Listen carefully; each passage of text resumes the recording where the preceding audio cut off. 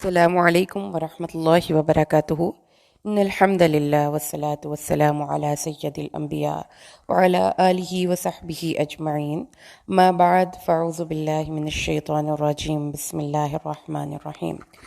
پانچواں پارہ، اس کی تلاوت کا انشاءاللہ ہم آغاز کریں گے آج۔ آیت نمبر 24 سے یہ آن ورڈ چلے گا آیت نمبر 45 تک۔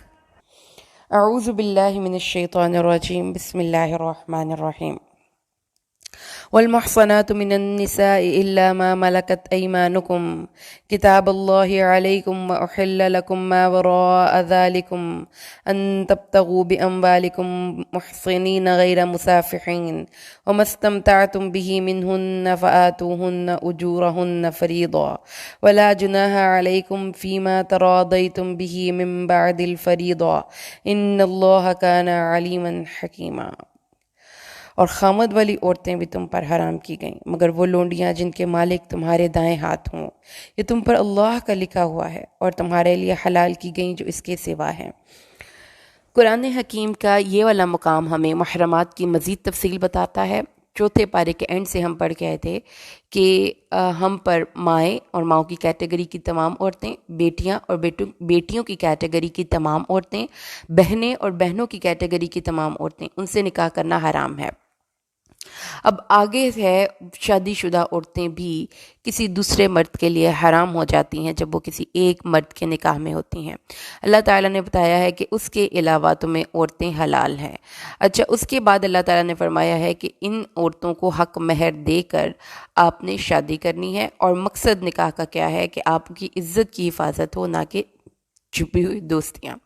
تو یہ تین کام تھے یہاں پر، اور اللہ تعالیٰ نے فرمایا کہ اگر حق مہر مقرر کرنے کے بعد بھی آپس کی رضامندی سے آپ اس پہ رد و بدل کر لیں، کمی بیشی کر لیں، تو اس میں کوئی حرج نہیں ہے، لیکن حق مہر کی ادائیگی ضروری ہے۔ حق مہر کے بنا نکاح نہیں کیا جا سکتا، اور یہ اگر کوئی کرنے کا ارادہ کرتا ہے کہ اس نے حق مہر نکاح کے وقت جو حق مہر مقرر کیا تھا اس کو میں نہیں دیتا، تو وہ اللہ کی نظر میں زانی شمار ہوگا، قیامت کے دن وہ اس حال میں ملے گا۔ تو اس طرح سے آپ نے یہاں پر چونکہ خواتین سے ریلیٹڈ یہ سورہ مبارکہ ہے، اس لیے عورتوں سے ریلیٹڈ مسائل ہم پڑھیں گے۔ آگے چلیے جی، تو اس کے بعد اللہ نے فرمایا آیت نمبر 25، اور جو کوئی تم میں سے آزاد مالی لحاظ سے طاقت نہ رکھے، جسمانی طاقت تو ہے لیکن مالی طاقت نہیں، یعنی کہ وہ آزاد مومن عورتوں سے نکاح کرنے کی طاقت نہیں رکھتا، یعنی کہ اس کے پاس اتنے ریسورسز نہیں، ہمبل اس کی لیونگ ہے، بہت کم اس کی انکم ہے، تو پھر جن کے مالک ہوں، تو پھر ان میں سے جن کے مالک ہوں گے دائیں ہاتھ تمہارے، یعنی لونڈیاں وہ خواتین ہوتی تھیں جو کہ میدان جنگ میں مسلمانوں کے قبضے میں آ جاتی تھیں، تو پھر وہ مسلمانوں میں تقسیم کر دی جاتی تھی اور وہ ان کے آقا بن کر ان سے استمتاع حاصل کر سکتے تھے۔ لیکن یہ اس دور کی بات ہے جب مسلمانوں کے ہاتھ میں اس قسم کی خواتین لگا کرتی تھیں جو صرف جنگ میں مسلمانوں کے خلاف آئی ہوں گی۔ لیکن اب چونکہ یہ سسٹم نہیں، تو اس لیے آپ اس کی اس طرح سے مثال بھی لے سکتے ہیں کہ اگر کسی بندے کو اپنی سیکس ڈرائیو اس کو اتنی فیل ہوتی ہے کہ وہ اس کو قابو نہیں رکھ سکتا، تو پھر اس کو کسی بھی ہمبل سے ہمبل، یعنی کہ کوئی کسی کے گھر کام کرنے والی ہے، اس طرح سے ان سے بھی وہ نکاح کر کے اپنی ضرورت پوری کر سکتا ہے۔ اس کی چیز کی اجازت نہیں دی جا سکتی کہ وہ اس نکاح کے جائز رشتے کے علاوہ کسی بھی اور ذریعے سے فعلے کو میں لواطت ہو، کسی جانور کے ساتھ ہو، ہاتھ سے کر، مطلب کوئی اور ذریعہ نہیں ہے اپنی اس شہوت کو پورا کرنے کا سوائے عورت کی فرج کے، یعنی کہ اس کی جو شرمگاہ ہے اس کے۔ تو اللہ تعالیٰ نے حد مقرر کر دی ہے، اس لیے اللہ تعالیٰ نے فرمایا ہے کہ اگر کوئی عورت تم نہیں کر سکتے آزاد عورت سے شادی، تو پھر کسی غلام سے کر لو، اس کے مالک کی اجازت سے کر لو۔ اور اس غلام عورت کا حکم یہ ہے کہ اگر وہ تمہارے نکاح میں آ جائے اور اس نے کوئی بے حیائی کا ارتکاب کیا ہو، تو پھر اس کو آزاد عورت کے نسبت اس غلام عورت کو ہاف سزا دی جائے گی، یعنی اگر 100 کوڑے ہیں غیر شادی شدہ تو اس کو پھر سنسار نہیں کیا جائے گا، ٹھیک ہے، کیونکہ سنسار کی آدھی سزا نہیں ہوتی، تو ان کو پھر لحاظ کر دیا گیا۔ لیکن اللہ تعالیٰ نے فرمایا اگر تم اس غلام عورت سے شادی کرنے سے بچو تو بہتر ہوگا۔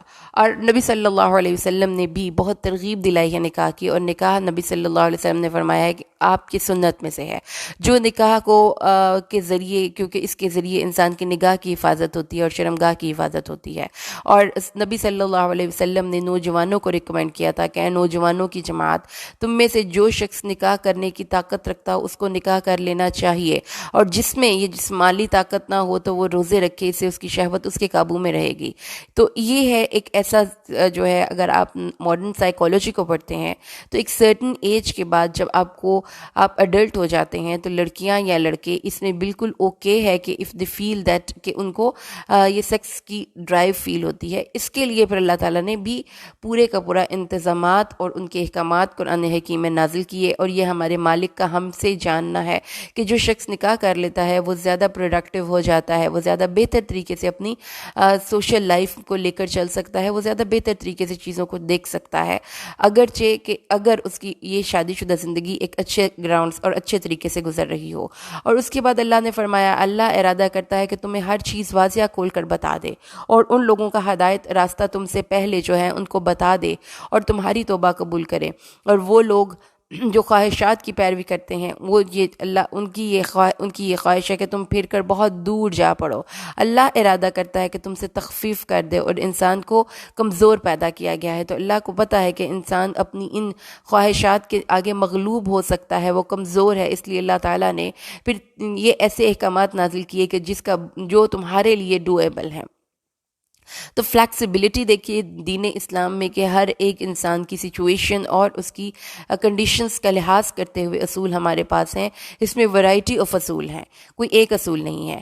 اے وہ لوگوں جو ایمان لائے ہو، آیت نمبر 29، لا تأکلوا اموالکم بینکم بالباطل الا ان تکون تجارۃ عن تراض منکم ولا تقتلوا انفسکم ان اللہ کان بکم رحیما۔ ہم نے پیچھے سورۃ البقرہ میں محرمات کا ذکر پڑھا تھا، جس میں مردار، خون، سور کا گوشت اور اللہ کے نام کے علاوہ جس پر کسی اور کا نام پکارا جائے وہ حرام تھا۔ آج کے اس لیسن میں اللہ تبارک و تعالیٰ نے جس آیت کریمہ میں بتایا، اس نے بتایا کہ نہ صرف یہ کہ وہ فی نفسی ہی حلال ہو بلکہ اس کا سورس آف انکم بھی حلال ہو۔ اگرچہ کہ آپ حلال دکان سے حلال گوشت لاتے ہیں لیکن اس کی کمائی حرام ہے تو وہ حرام ہے، اور حرام کھانے والے شخص کے لیے وعید ہے کہ اس کی کوئی دعا قبول نہیں ہوتی، اس کی کوئی عبادت قبول نہیں ہوتی۔ تو اللہ تعالیٰ نے فرمایا الا ان تکون تجارۃ عن تراض منکم، ہاں اگر تم آپس کی رضامندی سے تجارت کر رہے ہو تو وہ تمہیں اجازت ہے۔ تو تجارت کو ریکمینڈ کیا گیا، انٹرپرینورشپ کو، یعنی چھوٹے کاروبار، بڑے کاروبار وہ آپ کریں، وہ زیادہ بہتر ہے بجائے اس کے کہ آپ کسی دوسرے کا مال لوٹ کر کھائیں، اور اپنے آپ کو قتل نہ کرو، کہ یہ قتل نفس یعنی کہ سوسائڈ کی طرف بھی ریفرنس ہے۔ اور رسول صلی اللہ علیہ وسلم نے فرمایا کہ جس شخص نے چھری کے ساتھ اپنے آپ کو قتل کیا تو وہ جہنم میں چھری اس کے ہاتھ میں ہوگی، اور وہ اس کے ساتھ اپنے پیٹ کو چاک کرے گا، ہمیشہ ہمیشہ کے لیے اسی میں رہے گا۔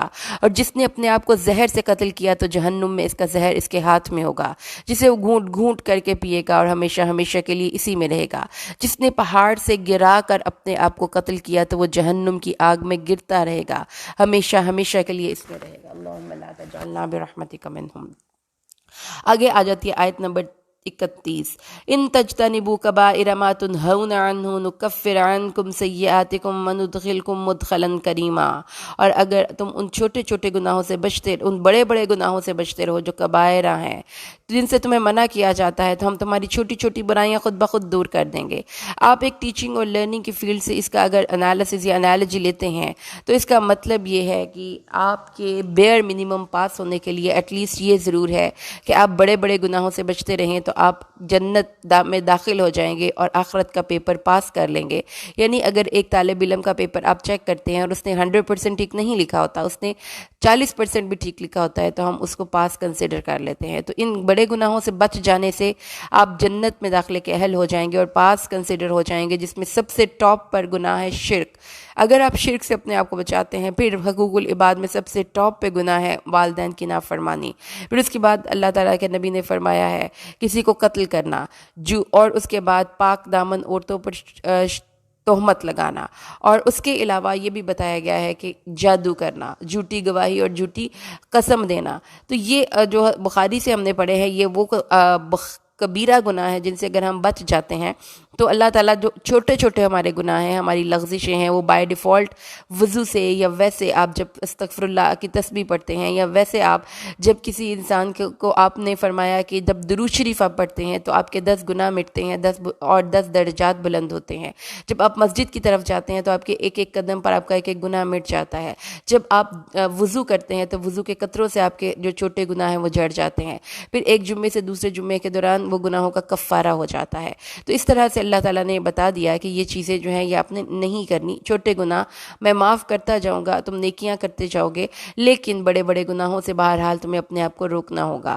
وَلَا تَتَمَنَّوْا مَا فَضَّلَ اللَّهُ بِهِ بَعْضَكُمْ عَلَى بَعْضٍ سورۃ النساء آیت 32۔ اور اس چیز کی تمنا نہ کرو جس پر اللہ نے بعض کو بعض پر فضیلت دی ہے۔ کیا مطلب ہے کہ مرد کو درجہ بلند دیا گیا تو عورتوں کو بڑا اس چیز پر انہوں نے فیل کیا۔ رسول صلی اللہ علیہ وسلم کے پاس آئیں اور کہنے لگیں کہ ہمیں بھی ام سلمہ نے عرض کیا کہ مرد جہاد کرتے ہیں اور ہم خواتین اس سے محروم ہیں، میراث میں بھی ہمارا حصہ نصف ہے، ایسا کیوں ہے؟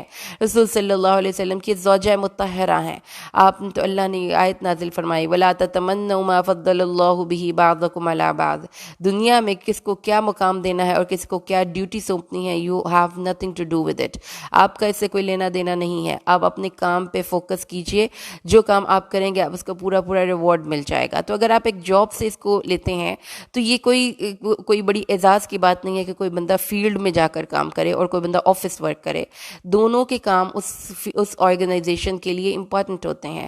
تو اگر سوسائٹی میں امپورٹنس کی بات کرتے ہیں اور کنٹریبیوشن کی بات کرتے ہیں تو عورتیں اگر گھر میں رہتی ہیں تو ان کا کنٹریبیوشن ہم یہ نہیں کہہ سکتے کہ وہ غیر اہم ہے۔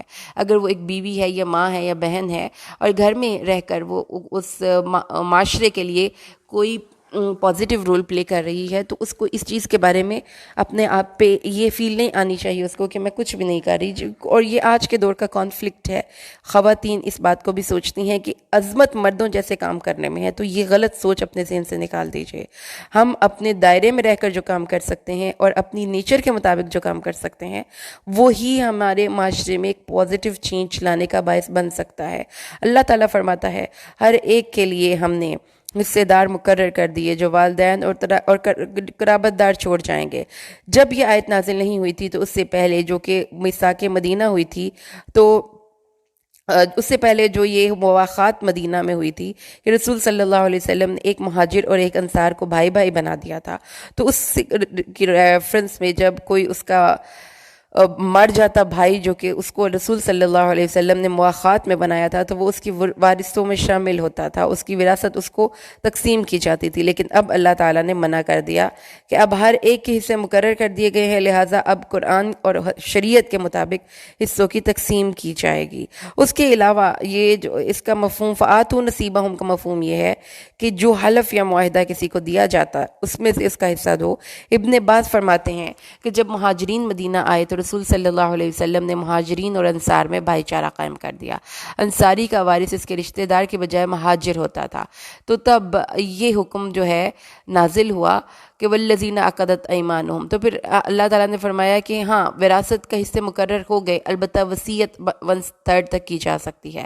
اب آئے گی ہے سورۃ النساء کی وہ آیت نمبر 34 جس کے بارے میں بہت سے لوگوں کو بہت سے اعتراضات ہیں، جس میں کہ عورتوں کو مارنے کی بات کی گئی ہے۔ آئیے ہم اس آیت کو پڑھتے ہیں، پھر ڈسکس کریں گے ذرا تھوڑا سا ایکسٹینسولی کہ اس میں مارنا کس حکم میں ہے۔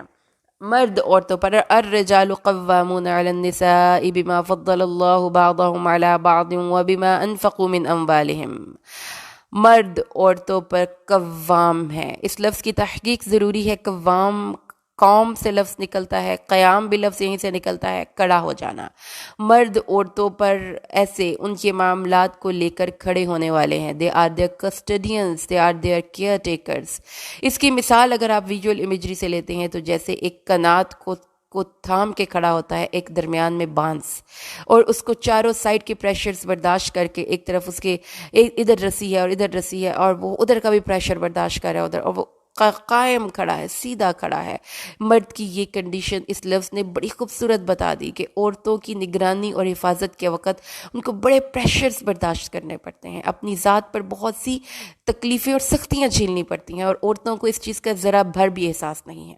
اس لیے اللہ تعالیٰ نے فرمایا ہے کہ ان کو بنایا ہی اس لیے گیا ہے کہ وہ اسٹرانگ ہے، وہ یہ پریشرز برداشت کر لیتے ہیں، وہ یہ تکلیفیں اور سختیاں برداشت کر لیتے ہیں۔ اس لیے بھی کہ اللہ تعالیٰ نے ان کو جسمانی طور پر اور ان کو نفسیاتی طور پر زیادہ اسٹرانگ بنایا ہے، وہ مشکل ڈیسیجنز لے لیتے ہیں، وہ زندگی میں مشکل حالات کو فیس کر جاتے ہیں۔ اور اس لیے کہ اللہ تعالیٰ نے، اور دوسری بات یہ ہے کہ ان کا اپنی ذات پہ اتنا خرچ نہیں ہوتا جتنا وہ اپنی فیملی پہ خرچ کر دیتے ہیں، اپنی بیوی بچوں پہ خرچ کر دیتے ہیں۔ اگر اس چیز کو بھی آپ قرآن پاک کی حقانیت کو دیکھنا ہے تو ایک نظر مردوں کی سائڈ پہ بھی بات کریں کہ یہ مردوں کے حقوق کی حفاظت کرتی ہوئی بڑی خوبصورت آیت کریمہ ہے، جس میں کہ اللہ تعالیٰ نے مردوں کی تمام پرابلمز کو اس میں ڈسکس کر دیا کہ مردوں کو پریشرز برداشت کرنے پڑتے ہیں، مردوں کو اللہ نے اگر فضیلت دی ہے تو رسپانسبلٹی بھی ایڈیشنل دی ہے، اور مرد اپنے مالوں میں سے خرچ کرتے ہیں۔ اپنے گھروں کے کمفرٹ زون میں بیٹھی ہوئی خواتین جن کو اللہ تعالیٰ نے اے سی بھی دیے ہوئے ہیں، جن کے گھر میں یو پی ایس بھی لگے ہوئے ہیں، جن کو اللہ تعالیٰ نے ہر نعمت سے نوازا ہے، اپنے کپڑے بھی اپنی مرضی سے پہنتی ہیں، اپنے بچوں کی تمام شاپنگ اپنی مرضی سے کرتی ہیں، کبھی انہوں نے اپنے مردوں کی ورک پلیس کو جا کر نہیں دیکھا کہ وہ سارا دن کس گرمی اور کس حبس اور کس پریشانی میں زندگی گزارتے ہیں۔ اور اگر آپ کا کوئی بھائی، آپ کا خاوند یا باپ دوسرے ملک میں ہے تو کبھی جا کر ان کے کھانے اور ان کے جو رہائش گاہیں ہیں وہ دیکھا کیجیے، نہ صفائی، نہ کوئی اچھا کھانا، نہ کوئی اچھی خوشی والا کوئی ایونٹ، یہ وہ آپ کے لیے کرتے ہیں، وہ اپنی عورتوں کے لیے کرتے ہیں۔ تو یہ کہہ دینا کہ اللہ تعالیٰ نے مردوں کو ایک درجہ فوقیت دے کر عورتوں کو ان کے حقوق سے محروم کیا ہے، تو شاید اس چیز کو اگر آپ دوسرے اینگل سے دیکھیں تو یہ عورت کو اللہ نے بہت نوازا ہے کہ اللہ تعالیٰ نے اس کو ایڈیشنل رسپانسبلٹی سے بالکل مبرہ کر دیا۔ تو اس لیے اللہ تعالیٰ نے فرمایا کہ مرد، اچھے مرد، یہ وہ کوالٹی ہے جو کہ اچھے مرد کی ہے، لیکن اللہ تعالیٰ نے عورت کی بھی اچھی عورت کی کوالٹی بیان کر دی۔ بس نیک عورتیں قانتات ہوتی ہیں، یعنی فرما بردار ہوتی ہیں۔ تو family life is like an institution, مرد آپ کو لیڈ کرے گا، آپ کا ہسبینڈ آپ کو لیڈ کرے گا، نیک عورت اس کو اسسٹ کرے گی۔ اور اگر وہ کہیں پر آپ دیکھیں کہ کبھی آپ کسی جگہ پر مل کر کام کر رہے ہیں تو ایک ٹیم ورک میں یہ نہیں ہوتا کہ کوئی آپ کا جو ورکر ہے وہ آپ کو کوئی گائیڈ لائن نہیں دے سکتا یا آپ کو کوئی سجیسٹ نہیں کر سکتا۔ قانتہ ہونے کا مطلب یہ ہے کہ اپنی تمام صلاحیتیں اپنے گھر کے لیے سنبھال کر رکھو، اور اپنے خامد کی غیر موجودگی میں اب اس کی عزت کی، اس کے گھر کی، اس کے مال کی محافظ ہو کر رہو۔ اور پھر اللہ تعالیٰ نے یہ دونوں کے اسفیئر اور دونوں کے دائرہ کار اور دونوں کی ڈیوٹیز کو بڑے واضح طور پر بتا دیا۔ مردوں کی ڈیوٹیز نو ڈاؤٹ عورتوں سے بہت زیادہ بڑی ہیں، زیادہ مشکل ہیں، چیلنجنگ ہیں۔ آپ دیکھیں کہ آج کے دور میں بھی 2022 آ گیا ہے، لوگ کہتے ہیں مرد ہر وہ کام کر سکتی ہیں عورتیں جو مرد کر سکتے ہیں۔ اگر آپ یوٹیوب پہ جا کر یا انٹرنیٹ پہ یہ ڈاٹا چیک کریں کہ ورلڈ وائڈ کتنی خواتین ہیں جو بچر ہیں، قصاب ہیں، کتنی خواتین ہیں جو کہ یہ ایگزیکیوٹر ہیں، جلاد ہیں، پھانسی دیتی ہیں، کوئی خاتون اس فیلڈ میں نہیں آتی۔ ایون اف کہ پولیس فورس کا اگر آپ آن لائن جا کر میں نے اسٹڈی کیا تو میں نے دیکھا کہ ٹوٹل آپ پاکستان کی اگر بات کرتے ہیں تو 55% ڈاکٹرز ہیں، اور اسی طریقے سے ٹیچرز ہیں، لیکن پولیس فورس میں جسٹ 2% لیڈیز ہیں۔ اس کی وجہ یہ نہیں ہے کہ سوشل پریشرز ہیں، اس کی وجہ عورت کی اپنی نزاکت ہے، وہ اس قسم کے سخت کام پسند ہی نہیں کرتی۔ اور جتنے بھی حادثے ہوتے ہیں نا، قدرتی آفات آتی ہیں، آگ لگ جاتی ہے کہیں پر کوئی سیلاب آ جاتا ہے، تو مرد اس کو اپنی ذات پہ جھیل جاتے ہیں اور عورتوں اور بچوں کو محفوظ جگہوں پر منتقل کر دیتے ہیں۔ لیکن یہ ہم نہیں، کسی بھی فورم پہ ڈسکس نہیں کیا جاتا۔ ہم نے مرد کو ایک ظالم، جابر، ایک جو ہے جلاد کے طور پر پیٹ کیا ہے، جو کہ قرآن یہ بتاتا ہے نہیں۔ جو ایک ذمہ دار مرد ہوتا ہے وہ بہت احساس کرنے والا ہوتا ہے۔ اور آگے اللہ تعالیٰ نے فرمایا، ہاں جی، اب وہ آیت آ گئی ہے کہ اللہ فرماتا ہے کہ جن عورتوں کو کی نشوز کا تمہیں ڈر ہو، یعنی کہ وہ تمہارے خلاف اٹھ کھڑی ہوں، تو ان کو سمجھاؤ۔ بالکل، چونکہ آپ بڑے ہیں، بچے جب آپ کی بات نہیں مانتے تو آپ کیا کرتے ہیں؟ ان کو سمجھاتے ہیں اور پھر دو لگا بھی دیتے ہیں۔ تو اسی حکم میں اللہ نے فرمایا ان کو سمجھاؤ، ان کو اگر نشوز، خاص طور پہ وہ نشوز جس میں کہ عورت جو ہے وہ اپنے خامد کی، مال کی اور اس کی عزت کی حفاظت نہ کرے۔ رسول صلی اللہ علیہ وسلم نے فرمایا ہے، بہترین بیوی وہ ہے جسے اگر تم دیکھو تو وہ تمہیں خوش کر دے، اگر تم اس سے کسی بات کا حکم دو تو وہ تمہاری اطاعت کرے، پھر جب تم گھر میں نہ ہو اور تمہارے پیچھے وہ تمہارے مال کی، اپنے نفس کی حفاظت کرے۔ اور پھر اللہ کے نبی نے یہ آیت پڑھی جو ہم پڑھ رہے ہیں، حافظات للغیب، مطلب اپنے رسول صلی اللہ علیہ وسلم نے فرمایا ہے کہ اگر میں کسی کو حکم دیتا کہ وہ خدا کے سوا کسی کو سجدہ کرے تو میں عورت کو حکم دیتا ہے کہ وہ اپنے شوہر کو سجدہ کرے۔ تو اللہ تعالیٰ کے نبی صلی اللہ علیہ وسلم نے حجۃ الوداع کے موقع پر بھی یہی ارشاد فرمایا کہ تم اپنی بیوی کو اس طرح نہ مارو جس طرح کوئی غلام کو مارتا ہے۔ تو اللہ کے نبی نے ایک اچھی بیوی کی خصوصیات ساری بتا دیں، اور اللہ کے نبی نے یہ بھی بتا دیا کہ ایک عورت کیسے رہے گی اپنے گھر میں۔ اب چونکہ دیکھیں ایک انسٹیٹیوشن ہے میرڈ لائف، یہ نہیں ہے کہ ایک married life just for the sake of fun آپ اکٹھے رہ رہے ہیں۔ تو جب ایک بیوی اور خاوند کی اچھی طریقے سے نبھ نہیں آئے گی، تو جیسے ایک انسٹیٹیوشن میں جواب طلبیاں ہوتی ہیں، ایسے ہی بیوی سے بھی جواب طلبی ہوگی۔ اور اگر آپ سمجھتے ہیں کہ کسی بھی ملک میں جیل کا ہونا اوکے ہے، یا کسی گاڑی کا چالان ہو جانا اوکے ہے، یا آپ کسی ادارے میں جاتے ہیں اور وہاں پہ رولز کو وائلیٹ کرتے ہیں تو آپ کو اس کی پینلٹی پے کرنی ہے اوکے ہے، تو ایسے ہی ہر عورت کو مارنے کا حکم نہیں۔ اللہ تعالیٰ نے صرف ان عورتوں کو صرف تادیباً 2 تھپڑ لگانے کا، جیسے آپ بچوں کو مارتے ہیں، حکم دیا ہے، جو اپنے خاوند کی بات نہیں مانتی اپنا گھر بچانے کے لیے۔ لیکن اس آیت کو بنیاد بنا کر اللہ نے کسی مرد کو یہ اجازت نہیں دی کہ عورتوں کو حفظ بےجا میں رکھے، ان کو مار مار کر نیل ڈال دے، ان کے بال ان کے نوچ نوچ کے توڑ دے، ان کی ہڈیاں توڑ دے، ان کو مار کر آگ لگا دے۔ ایسا کچھ قرآن نے نہیں کہا۔ اس لیے اگر کوئی شخص یہ کرتا ہے تو یہ گناہ اس کے کھاتے میں لکھا جائے گا، اور صرف ایک دفعہ اس کو منع کرنے کے لیے اس کو تادیباً زود و کوب کیا جا سکتا ہے، بالکل ایسا ہی جیسے بچے کو ایک تھپڑ لگایا جاتا ہے، اس سے بچے کو کوئی نقصان نہیں پہنچتا۔ لیکن اس کے باوجود اگر عورت اس کی بات نہیں مانتی تو پھر کیا کریں گے؟ شقاق ہے نا، دونوں ہی اب ایک دوسرے سے نفرت محسوس کرتے ہیں۔ تو اب ایسا تو نہیں کیا جا سکتا کہ زندگی انہی نفرتوں کے ساتھ گزاری جائے۔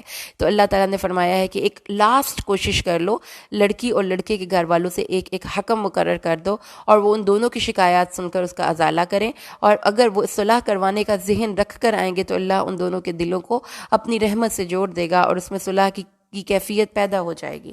اور اس کے بعد اللہ تعالیٰ نے فرمایا ہے کہ اللہ تعالیٰ ان دونوں کے درمیان موافقت پیدا کر دے گا، اللہ علم رکھنے والا خبیر ہے۔ اور اس کے بعد اللہ تعالیٰ نے آیت نمبر 36 میں کچھ سوشل ہیبٹس کا ذکر کیا ہے، اور یہ بتایا ہے کہ how can you be the very very fruitful person in your society, آپ کا وجود بینیفیشل اور خیر کا باعث کیسے ہو سکتا ہے۔ تو ایک مومن اللہ کی عبادت کرتا ہے، کیونکہ اس کے بنا آپ اپنے آپ کو صحیح راستے پر نہیں رکھ سکتے۔ نیکیاں اپنی سب کی سب انسانوں کے ساتھ جب آپ چل رہے ہوتے ہیں تو اللہ کے لیے کیا کیجئے، اور اللہ کے ساتھ کسی کو شریک نہ ٹھہراؤ، اور والدین کے ساتھ احسان کرو۔ یعنی کہ یہ ہے ایک سوشل ہیبٹس، آپ نے اپنے ریلیشنز کو کیسے لے کر چلنا ہے۔ والدین کے ساتھ تو احسان کی روش پہ ہی چلنا ہے، ان کے ساتھ آپ کا جو رویہ ہے وہ حسن سلوک پر مبنی ہونا چاہیے۔ قرابت دار، یتیم، مسکین، ساتھی اور ہمسائے، اور اس کے بعد آپ کے کلیگز، آپ کے کو ورکر، سب آپ کے ذات سے ایک اچھا بینیفٹ لے رہے ہوں۔ تو اس لیے اللہ تعالیٰ نے فرمایا کہ مسکین پر صدقہ صرف صدقہ ہے، رشتہ دار پر صدقہ بھی ہے، اور صلہ رحمی بھی ہے۔ اور رسول صلی اللہ علیہ وسلم نے فرمایا ہے کہ جو شخص یہ پسند کرتا ہے کہ اس کے لیے اس کا رزق فراخ کیا جائے، تو اس کے نشان قدم یعنی کہ اس کی موت میں تاخیر کی جائے، تو اسے چاہیے کہ وہ اپنے رشتہ داروں کے ساتھ اچھا سلوک کرے۔ اور قرابت، اور اس کے بعد آپ کے ساتھی، آپ کے کلیگز، آپ کے کو ورکرز، آپ جن کے ساتھ ٹریول کرتے ہیں، وہ سب آپ کے احسان کو ڈیزرو کرتے ہیں، ان کے ساتھ اچھا سلوک کیا کیجیے۔ اور اپنے غلاموں کے ساتھ بھی، وما ملکت ایمانکم، کیونکہ غلام جو ہوتے ہیں وہ بالکل ہی بے بس ہے۔ رسول صلی اللہ علیہ وسلم نے اپنی آخری وصیت کرتے ہوئے فرمایا تھا، نماز اور غلام، تمہارے ان دونوں کا خیال رکھنا۔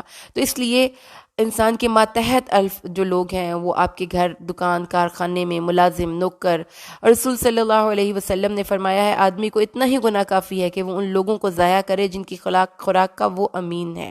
تو اللہ مختالاً فخورہ کو پسند نہیں کرتا، مختال جو خرچ کرنے سے پہلے متکبر ہو اور خرچ کرنے کے بعد فخر کرے۔ تو نمود و نمائش کے لیے خرچ نہیں کرنا، اللہ کی رضا کے لیے خرچ کرنا ہے۔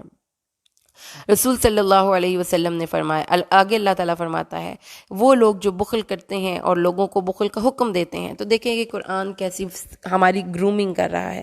اللہ کے نبی صلی اللہ علیہ وسلم نے فرمایا ہے کہ بخیل شخص اللہ سے بھی دور ہے اور جنت سے بھی دور۔ اللہ نے اس آیت کریمہ میں بخل کی مذمت فرمائی ہے، اور فرمایا ہے کہ ایک بخل تو ہے کہ آپ پیسہ نہیں دیتے، ایک بخل یہ ہے کہ اپنا علم چھپا لیتے ہیں۔ تو علمی بخیل ہونا بھی اللہ کو نہیں پسند، کیونکہ یہ اہل کتاب کی عادت تھی کہ اپنی اچھی دین کی باتوں کو اپنے ساتھ کنیکٹ رکھتے تھے اور کسی کو نہیں دکھاتے تھے۔ دوسری quality, again we are studying characterisation, ہم کیا کر رہے ہیں؟ ہم اہل کتاب کی کیریکٹرائزیشن کر رہے ہیں، our surprisingly characteristics are same. ہمارے اندر بھی وہ برائیاں ہیں، ان کے اندر بھی ہیں. اور وہ لوگ جو خرچ کرتے ہیں اپنے مال لوگوں کو دکھانے کے لیے اور اللہ اور آخرت کے دن پر ایمان نہیں لاتے، اور جس کا شیطان ساتھی ہو تو کیا ہی برا شیطان اس کا ساتھی ہے. بخل کرتے ہیں اور دوسروں کو، اور جب خرچ کرنے کی باری آتی ہے تو دکھاوے کے لیے خرچ کرتے ہیں. اب دیکھیں کہ یہ جو برانڈ کی دوڑ لگی ہوئی ہے، برانڈ کی گاڑیاں، برانڈ کے موبائل فونز، برانڈ کے ڈریسز، یہ کیا ہے؟ آپ کو بھی پتہ ہے اور ہمیں بھی پتہ ہے کہ یہ دکھاوا ہے. ہم دوسرے انسانوں کو دکھانے کے لیے چیزیں خرچ کرتے ہیں. تو ویسے خرچ کرنے کی باری آتی ہے تو دل تنگ پڑتے ہیں. کہاں پہ؟ ان جگہوں پہ جہاں پہ خرچ کرنے سے کسی کی زندگی میں آسانیاں پیدا ہوتی ہیں، کسی کی زندگی میں جو ایک مینٹالٹی ہے نا سخاوت کی، وہ کیا ہے کہ آپ کے پاس جو کچھ ہے وہ دیتے جائیے، سرًا وعلانیتاً، چھپ کر ظاہر. لیکن وہ بندہ کسی کو نہیں دے گا. جب کسی کی زندگی میں آسانی پیدا کرنے کی باری آئے گی تو اسے 100-200 سے زیادہ نکلے گا نہیں. اور جب دکھاوے کی باری آئے گی تو پھر یہ برگر، یہ پیزا پارٹی، جاؤ جی یہ لے آؤ اور وہ لے آؤ. اللہ تعالیٰ فرماتا ہے پتہ ہے کہ اس شخص کی مینٹالٹی سمجھ لیتے ہو؟ شیطان اس کا ساتھی ہے. تو دیکھ لیں اپنی زندگیوں میں کہاں پہ ہے کسی کی زندگی میں آسانیوں والا خرچ. آپ کے پاس اگر زیادہ ہے تو آپ کس کے لیے دکھاوے کے لیے خرچ کر رہے ہیں؟ اپنے بچوں کے دکھاوے کے لیے، ان کے سکولز کی ایجوکیشن پہ، ان کے بیگز میں، ہر چیز میں دکھاوا کر رہے ہیں. یہ ایک لائف سٹائل بن چکا ہوا ہے. آپ اپنا اس پہ انسٹا پہ اس پہ اپنی سٹوریز پوسٹ کرتے ہیں. اللہ تعالیٰ نے فرمایا ہے کہ یہ غلط سوچ کو اپنے آپ سے ہٹا لیجئے. اللہ کو سادے لوگ پسند ہیں. تو اپنے آپ کو جو کچھ بھی خرچ کرنا ہے نا، اللہ کو متاثر کرنے کے لیے خرچ کیا کیجئے. اللہ انسانوں پر ایک ذرے برابر بھی ظلم نہیں کرتا. ٹھیک ہے؟ ذرہ، وہ ایک مائکروسکوپک چیز جو خالی آنکھ سے نظر بھی نہیں آتی. اگر نیکی ہوگی تو اس کو بڑھائے گا اور اپنے پاس سے اجر عظیم عطا کرے گا. اور اگر، اس لیے اللہ کو ظالم نہ سمجھیں، ہم خود پہ ظلم کرتے ہیں. اور کیا حال ہوگا جب ہم ہر امت سے رسول لائیں گے اور نبی آپ کو ان سب پر گواہ بنا کر لائیں گے. رسولوں کو جب اللہ پوچھے گا تم نے اپنا پیغام اپنی اپنی قوموں کو پہنچا دیا، تو وہ کہیں گے جی اللہ تعالیٰ پہنچا دیا. اللہ فرمائیں گے کون ہے تمہارا گواہ؟ وہ کہیں گے ہماری گواہ امت محمد ہے. پھر ہم اٹھیں گے اور گواہی دیں گے کیونکہ ہم نے اپنی کتابوں میں یہ پڑھا ہوگا. پھر ہم پر رسول صلی اللہ علیہ وسلم گواہی دیں گے. اور جب اتمام حجت ہو جائے گی تو پھر کیا ہوگا؟ اس دن خواہش کریں گے کافر اور جنہوں نے رسول کی نافرمانی کی ہے، کاش کہ ان کو زمین میں برابر کر کے، زمین میں ملا کر زمین برابر کر دی جاتی. اور وہ اللہ سے کچھ بھی نہ چھپا پائیں گے، اللہ سے کچھ بھی نہ چھپا پائیں گے. کیونکہ قرآن حکیم میں اللہ نے فرمایا ہے کہ وہ اس دن کافر یہ خواہش کرے گا یا لیتنی کنت ترابا. یہ حسرت کا عالم دیکھا ہے؟ کیوں زمین کے اندر گڑ جانے کو دل چاہے گا؟ شرمندگی. تو جتنے نیگیٹو پازیٹیو ایموشنز ہیں پڑھتے جائیے قرآن سے کہ ایک دن آنے والا ہے کہ شرمندگی سے کافر زمین میں گڑ جانے کی تمنا کریں گے. اللہم لا تجعلنا برحمتک منہم.